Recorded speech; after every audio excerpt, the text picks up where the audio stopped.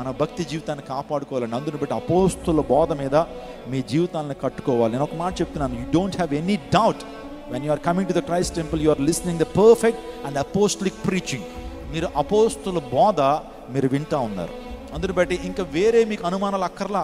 అది వాక్యానుసారంగా అంటే వినండి కానీ సో చెడు బోధల వైపు మీరు ఆకర్షించబడద్దు. చెడు బోధలు ఎలా ఉంటాయో చెప్తాను. అవి షుగర్ కోటెడ్ మెసేజ్ల్లో ఉంటాయి.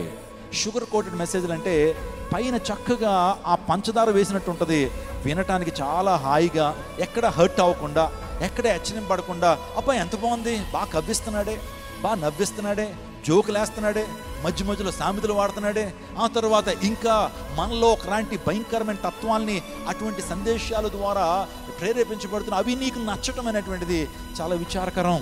ఆలోచన చేయండి. ఎక్కడైతే దిద్దుకునే బోధలు ఉంటాయో, ఎక్కడైతే హెచ్చరింపబడేటువంటి బోధలు ఉంటాయో అక్కడ మన ఆత్మ వర్ధిల్లుతుందనే విషయాన్ని మీకు జ్ఞాపకం చేస్తున్నాను.